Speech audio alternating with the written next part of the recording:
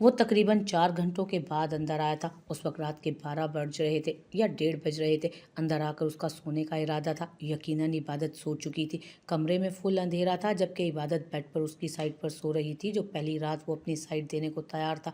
Bed पर लेटते हुए उसे नींद ने आ लिया था, लेकिन ऐसा महसूस हुआ जैसे उसका बेड हल्का हल्का हिल रहा है। उसने सर पर हाथ मारा। ये पागल लड़की अभी तक रो रही थी इस बात पर। वो उस जज्बाती कंडीशन में खुद को एक बेहतरीन वकील भी बनाने का इरादा रखती थी। हालांकि जो बकवास उसने की थी, उसे ज़ारन से माफ़ी मांगनी चाहिए थी और अपनी गलतियों को कबूल करना चाहिए था, लेकिन नहीं, वो तो थी जज्बाती लड़की। और जज्बाती इंसान की सबसे बड़ी खामी ये होती है कि वो हर कंडीशन में खुद को ही दुरुस्त समझता है, और वो समझ सकता था कि वो किस हद तक जज्बाती है। उसने मुस्कुराते हुए उसके तकिए पर अपना सर रखा, जबकि उसे पास पाकर वो थोड़ा दूर हटी, और उसका इस तरह दूर हटना उसे थोड़ा सा नागवार गुजरा। तभी एक झटके से उसे सीधा करते हुए खुद से लगा, नखरे दिखाओगी, नाराज़गी दिखाओगी, लेकिन ये दूर जाने वाली हरकत दोबारा मत करना। जहर लगती है मुझे तुम्हारी ये हरकतें। मैं सब कुछ बर्दाश्त कर सकता हूँ इबादत, लेकिन तुम मुझे इग्नोर करो, ये चीज़ मुझे गवारा नहीं। वो उसका चेहरा आहिस्ता से अपने हाथ में थामता उसे वार्न कर रहा था, बहुत बुरे इंसान है आप, कभी आपसे बात नहीं करूंगी। वो दूर हटते उसकी सख्ती की परवाह किए बगैर बोली तो वो उसकी तरफ झुका था। जरान प्लीज, इस वक्त मैं आपसे बहुत खफा हूँ, वो गुस्से से बोली। और इबादत, मेरे नज़दीक या नाराज़गी कोई अहमियत नहीं रखती, जिसके लिए कोई मेन वजह ना हो। मेरा दिमाग पहले ही तुम्हारी फजूल बातों से ख़राब हो चुका है। अब मेरा कोई इरादा नहीं तुम्हारे नखरे बर्दाश्त करने का। तुम्हें अब तक अपनी की गई गलतियों का एहसास तक नहीं। तुम हर चीज़ में सिर्फ मेरी गलती ढूंढ रही हो, और मुझे इस वक्त सुकून चाहिए। बहुत वकालत कर ली तुमने आज के लिए, इतनी ही काफ़ी है। फिर आज के लिए इतनी ही काफ़ी है। अब बीवी होने का फ़र्ज़ अदा करो। और वैसे भी तो तुम यहाँ मेरी खिदमत के लिए आई हो, अपने शोहर का ख्याल रखने आई हो ना। अपना घर बार छोड़कर अपना घर संभालने आई हो, तो सबसे पहले अपने शोहर की खिदमत करो। मैं आपसे पक्की वाली नाराज़ हूँ, वो गहरी सांस लेते हुए बोली थी। मैं तुम्हें मना लूँगा, लेकिन जब तुम मेरी बीवी बनकर मेरे पास आओगी तब, जब वकालत करने आओगी तब तुम्हें मैं तुम्हारे शोहर के रूप में नहीं बल्कि एक वकील के रूप में मिलूँगा। वो एक दफ़ा फिर से उसे पावर करवा गया था। मैं वकील बनूंगी और आपसे अच्छी बनूंगी। इससे पहले कि वो अपनी बात मुकम्मल करती, वो उसका मुंह बंद कर गया। मेरा इस तरह करना बेबी को बुरा तो नहीं लगेगा ना? उसने बड़े प्यार से उसे छोड़ते हुए पूछा। अगर लगेगा तो क्या नहीं करेंगे ऐसा? वो शर्माए अंदाज में बोली। नहीं, फिर भी करूँगा। हमारी औलाद को अच्छा लगे या बुरा मुझे फ़र्क नहीं पड़ता, लेकिन हाँ, दुनिया में लाने से पहले उसे समझा देना कि उसकी माँ पर सबसे पहला हक उसके बाप का है, ताकि उसे पता चल जाए कि बाप बाप होता है। कितने कोई जालिम बाप हैं आप। अभी मेरा मासूम बच्चा दुनिया में आया नहीं कि आप पहले अपने मसले निकाल कर बैठ गए। पहले वो दुनिया में तो आ जाए ना, बाकी बातें साफ बाद में होती रहेंगी उससे। आया से क्या मुराद है? आया से क्या मुराद है तुम्हारी? मुझे पहले बेटी चाहिए। क्या मतलब बेटी चाहिए? पहले बेटा होगा, बेटी चाहिए तो जाके किसी और से ले ले। वो है ना आपकी लाडली ज़िबाई, उससे जाकर मांगे अपनी बेटी। वो मेरी बीवी नहीं है, बीवी तुम हो। बेटा भी तुमसे मांगूंगा ना, बेटी भी तुमसे मांगूंगा। वो फ़ौरन से बोला। और मैं आपको दे दूंगी अपने बच्चे, वो सवालिया अंदाज में बोली। तो वो मुस्कुरा। तो क्या तुम मुझे मेरे बच्चे नहीं दोगी? वो हैरत से पूछ रहा था। नहीं, वो मेरे बच्चे होंगे और मेरे पास रहेंगे ना। और तुम कहाँ रहोगी? वो उसकी बात काटते हुए बोला। मैं आपके पास। वो फौरन उसकी बात को समझकर मुस्कुरा कर बोली। तो तुम मेरे पास रहोगी तो मेरे बच्चे भी तो मेरे ही पास होंगे ना? जी नहीं, मेरे बच्चे मेरे पास और मैं आपके पास। वो जैसे उसे कन्फ्यूज़ करना चाहती थी। अच्छा ठीक है यार, तुम ही रख लेना बच्चे, अपने पास रख लेना, मैं नहीं मांगता तुमसे। आप खुश?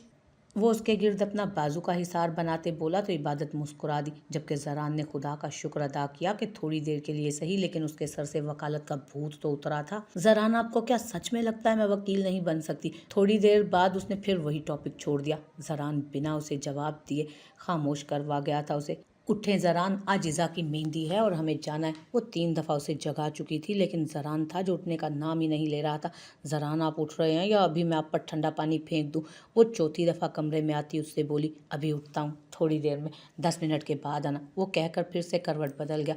वो गुस्से से उसे घूर रही थी जब मुलाजिम ने कमरे के दरवाजे पर दस्तक देकर कहा कि नीचे कोई औरत जरान साहब से मिलने आई है। जरान उठे, नीचे कोई मेहमान तक आ गया। वो उसे झिझोड़ कर वापस नीचे आ गई जहाँ एक औरत बैठी थी। अस्सलाम वालेकुम। वो औरत उसे देखते ही उठ खड़ी हुई।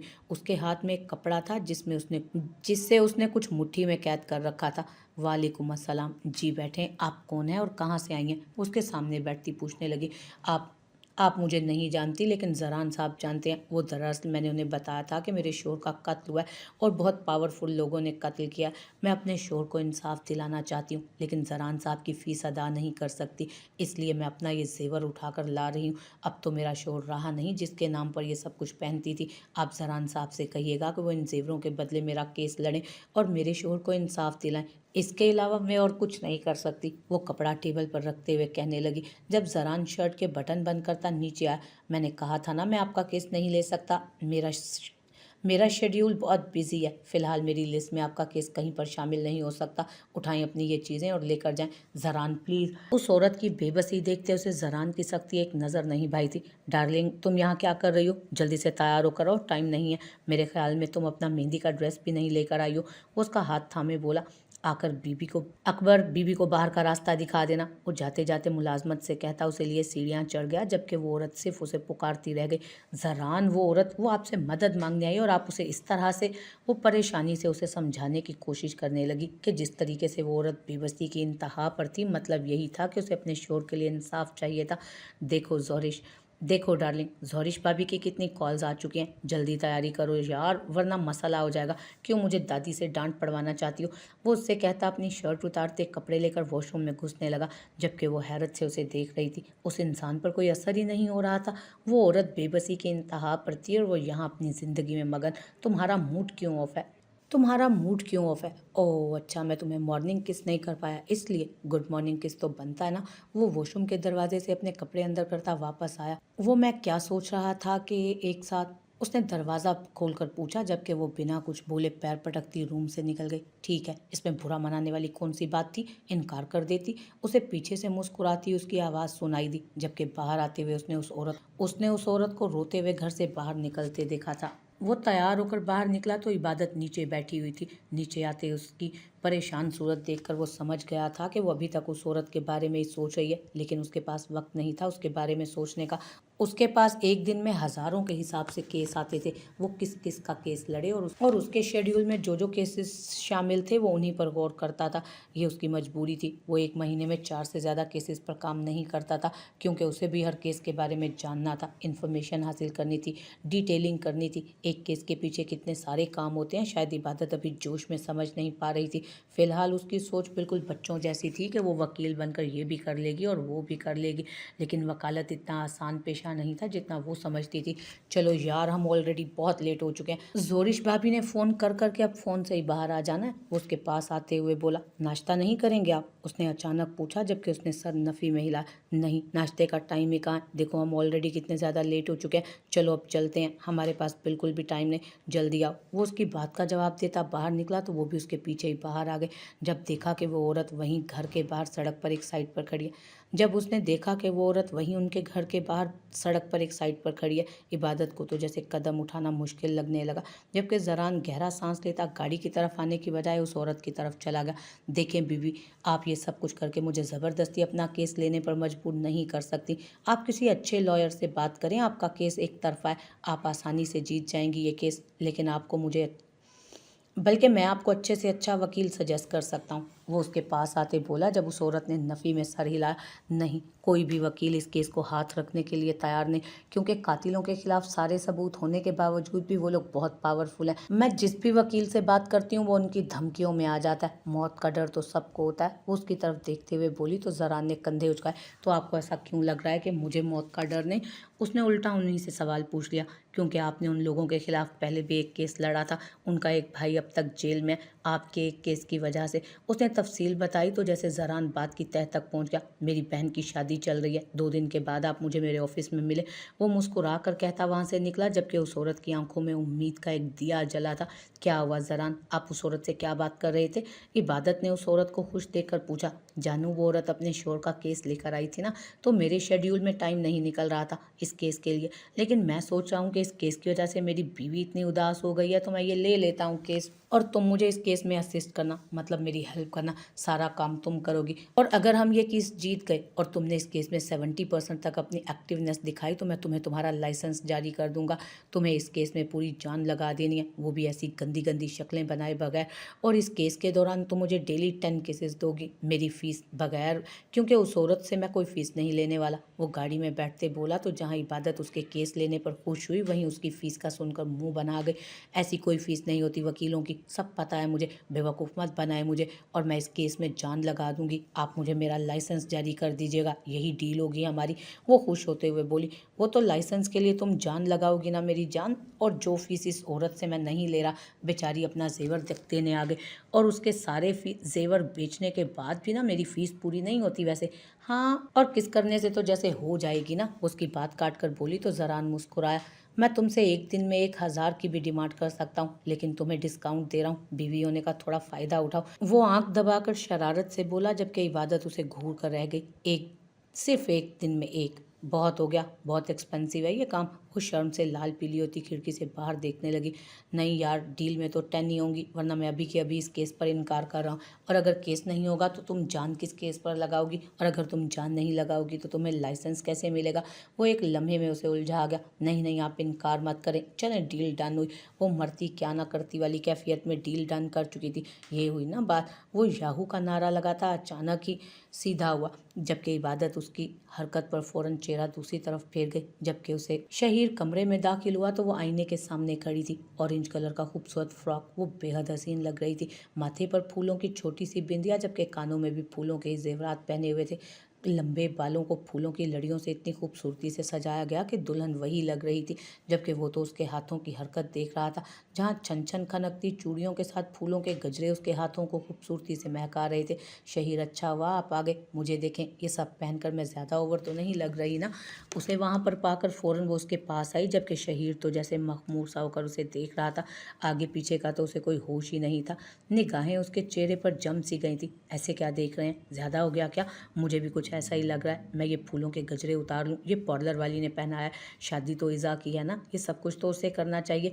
एक तो इतना हैवी ड्रेस, ऊपर से ये सब कुछ। वो परेशानी से अपने आप को देखते बोल रही थी, जब अचानक ही शहीर ने कदम आगे बढ़ाए। कयामत लग रही हो, बल्कि कयामत ढा रही हो, इस दिल पर बिजलियां गिरा रही हो। इतना भी हसीन लगने की जरूरत नहीं है कि बंदा बशर जान से जाए। उफ शहीर, हद करते हैं। मैं यहाँ से आप कुछ और पूछ रही हूँ और आपको इस सिचुएशन में भी रोमांस सूझ जाए। पीछे हटें, नीचे काम है मुझे। अम्मी कह रही थी कि तैयार होकर जल्दी से बाहर आना। वो फौरन बाहर निकल गई कहते हुए, जबकि शहीर का कहकहा दूर तक उसका पीछा करता रहा। जबकि वो अपने लबों पर शर्मीली सी मुस्कुराहट लिए नीचे चली गई।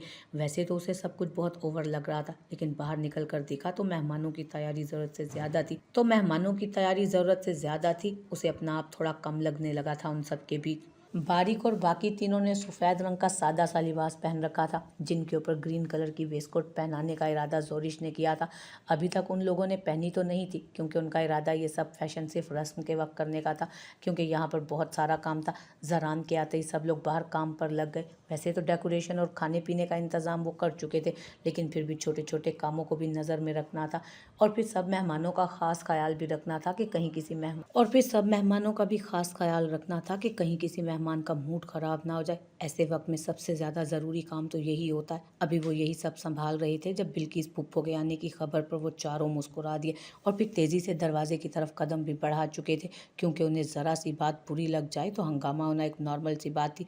उन्हें देखते ही वो चारों उनके सामने झुक गए थे। जब फूफो, जो ज़रा बहुत पुराने, बल्कि बहुत ज़्यादा पुराने रिवाज को फॉलो करने वाली थी, हैरत से सोचने लगी कि वो किसके सर पर पहले हाथ रखें। जब दादी अपनी बेटी की आमद का सुनकर बाहर आई, वो जल्दी उनके सरों पर हाथ रखकर उन्हें दुआएं देती अपनी माँ की तरफ बढ़ गई थी। कैसे हैं आप बारिक जी? वो लोग अंदर जाने का इरादा कर ही रहे थे जब पास खड़ी निम्रा की आवाज़ उसके कान में पड़ी। उसने सोच भी कैसे लिया था कि फूफो अकेली आई होंगी। उसने अपने लबों को बड़ी मुश्किल से मुस्कुराहट का रूप देते हुए हाँ में सर हिलाया। आपने मुझे मुबारकबाद नहीं दी, मैं आपसे खफा हूँ। मैंने अपना ग्रेजुएशन कंप्लीट किया। वो उसके मज़ीद पास आते बोली, जबकि जरान तो फ़ौरन ही वहाँ से हट गया, क्योंकि उसे उस लड़की की छिछोरी आदतों से इंतहा की नफरत थी। फुफ्फो ने तो एड़ी चोटी का दम लगाया था बारिक की शादी किसी तरह निम्रा से करने के लिए। बहुत बहुत मुबारक हो निम्रा, बहुत खुशी हुई मुझे। मुझे पता नहीं था, वरना मैं तुम्हें ज़रूर मुबारकबाद देता, वो मुस्कुरा कर बोला। जब यूं ही नज़र घुमाते घुमाते उसकी नज़र अंदर गई, जहाँ जोरिश कमर के दोनों साइड पर हाथ रखे हैरत से उसे देख रही थी। उसे इस तरह से देखते पाकर बारीक के लबों पर मुस्कुराहट मजीद गहरी हुई। वैसे तुम्हें मुझे पार्टी देनी चाहिए, इस बात पर कोई मजाक थोड़ी है। इतने सालों बाद आखिर इतने सालों बाद तुम्हारा ग्रेजुएशन मुकम्मल हुआ है, उसने मुस्कुराते हुए कहा। तो निम्रा की सारी शोखी और खुशी धरी की धरी रह गई। वो उसके पास होने के बारे में नहीं जानता था, लेकिन उसके फेल होने के बारे में सब कुछ जानता था। डियर कज़न, मैं पार्टी पर बिल्कुल कॉम्प्रोमाइज़ नहीं करूँगा। आज मेहंदी की रस्म के बाद तुम मुझे पार्टी दोगी, बस फैसला हो गया। वो शौक से लहजे में कहता वहाँ से निकल गया, जबकि निम्रा हैरत से उसे देख रही थी। आज तक उसने कभी इस लहजे में उससे बात नहीं की थी, और अब कैसे पार्टी मांग रहा था, वो भी उसके पास होने की खुशी में नहीं, बल्कि फेल से जान छूटने की खुशी में। वो कंफ्यूज थी उसकी इस तरह की बात पर, जबकि वो ये नहीं जानती थी कि कोई और भी था जो गुस्से से पागल हुआ जले पैर की बिल्ली बनकर घूम रहा था। आज तो बारिक शाह की खैर नहीं थी, बस वो आज जोरिश को कहीं अकेले में मुयस्सर हो जाए।